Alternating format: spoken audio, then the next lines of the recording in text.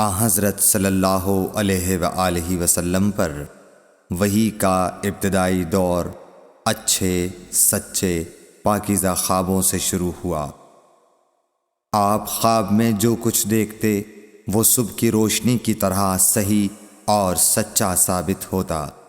پھر من جانب قدرت آپ تنہائی پسند ہو گئے اور آپ نے غار حرا میں خلوت نشینی اختیار فرمائی اور کئی دن اور رات وہاں مسلسل عبادت اور یاد الہی و ذکر میں مشغول رہنے لگے۔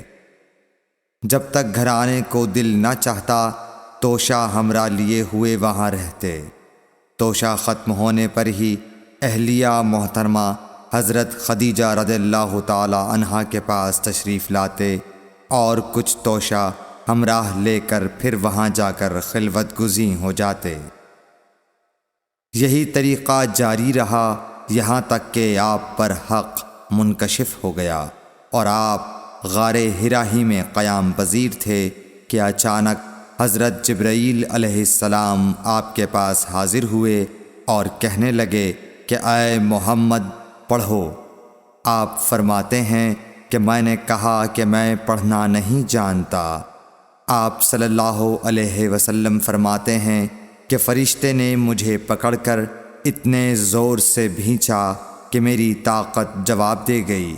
پھر مجھے چھوڑ کر کہا پڑھو۔ میں نے پھر وہی جواب دیا کہ میں پڑھا ہوا نہیں ہوں۔ اس فرشتے نے مجھ کو نہایت ہی زور سے بھینچا کہ مجھ کو سخت تکلیف محسوس ہوئی۔ پھر اس نے کہا کہ پڑھ۔ میں نے کہا میں پڑھا ہوا نہیں ہوں۔ فرشتے نے تیسری بار مجھ کو پکڑا اور تیسری مرتبہ پھر مجھ کو بھینچا۔ پھر مجھے چھوڑ دیا اور کہنے لگا کہ پڑھو اپنے رب کے نام کی مدد سے جس نے پیدا کیا اور انسان کو خون کی پھٹکی سے بنایا۔ پڑھو اور آپ کا رب بہت ہی مہربانیاں کرنے والا ہے۔ بس یہی آیتیں آپ حضرت جبرائیل علیہ السلام سے سن کر اس حال میں غار حرا سے واپس ہوئے کہ آپ کا دل اس انوکھے واقعے سے کانپ رہا تھا۔ آپ حضرت خدیجہ کے ہاں تشریف لائے اور فرمایا کہ مجھے کمبل اوڑھا دو، مجھے کمبل اوڑھا دو۔ لوگوں نے آپ کو کمبل اوڑھا دیا۔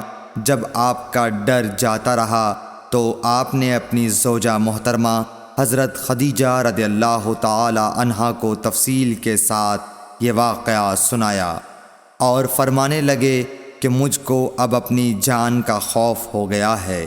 آپ کی اہلیہ محترمہ حضرت خدیجہ رضی اللہ تعالی عنہا نے آپ کی ڈھارس بندھائی اور کہا کہ آپ کا خیال صحیح نہیں ہے۔ اللہ کی قسم آپ کو اللہ کبھی رسوا نہیں کرے گا۔ آپ تو اخلاق فاضلہ کے مالک ہیں۔ آپ تو کنبہ پرور ہیں، بے کسوں کا بوجھ اپنے سر پر رکھتے ہیں، مفلسوں کے لیے آپ کماتے ہیں، مہمان نوازی میں آپ بے مثال ہیں اور مشکل وقت میں آپ امر حق کا ساتھ دیتے ہیں۔ ایسے اوصاف حسنہ والا انسان یوں بے وقت ذلت و خواری کی موت نہیں پا سکتا۔ پھر مزید تسلی کے لیے حضرت خدیجہ رضی اللہ تعالی عنہا آپ کو ورقہ بن نوفل کے پاس لے گئیں جو ان کے چچا زاد بھائی تھے اور زمانہ جاہلیت میں نصرانی مذہب اختیار کر چکے تھے اور عبرانی زبان کے کاتب تھے۔ چنانچہ انجیل کو بھی حسب منشائے خداوندی عبرانی زبان میں لکھا کرتے تھے۔ انجیل سریانی زبان میں نازل ہوئی تھی، پھر اس کا ترجمہ عبرانی زبان میں ہوا۔ ورقہ اسی کو لکھتے تھے۔ وہ بہت بوڑھے ہو گئے تھے، یہاں تک کہ ان کی بینائی بھی رخصت ہو چکی تھی۔ حضرت خدیجہ رضی اللہ تعالی عنہا نے ان کے سامنے آپ کے حالات بیان کیے اور کہا کہ اے چچا زاد بھائی، اپنے بھتیجے محمد صلی اللہ علیہ وسلم کی زبانی ذرا ان کی کیفیت سن لیجئے۔ وہ بولے کہ بھتیجے آپ نے جو کچھ دیکھا ہے اس کی تفصیل سناؤ۔ چنانچہ آپ صلی اللہ علیہ وآلہ وسلم نے از اول تا آخر پورا واقعہ سنایا، جسے سن کر ورقہ بے اختیار ہو کر بول اٹھے کہ یہ تو وہی ناموس معزز رازدان فرشتہ ہے جسے اللہ نے حضرت موسیٰ علیہ السلام پر وحی دے کر بھیجا تھا۔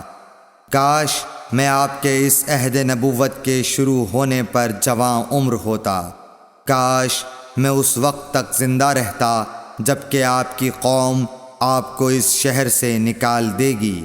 رسول کریم صلی اللہ علیہ وآلہ وسلم نے یہ سن کر تعجب سے پوچھا کہ کیا وہ لوگ مجھ کو نکال دیں گے، حالانکہ میں تو ان میں صادق و امین و مقبول ہوں؟ ورقہ بولا، ہاں یہ سب کچھ سچ ہے، مگر جو شخص بھی آپ کی طرح امر حق لے کر آیا لوگ اس کے دشمن ہی ہو گئے ہیں۔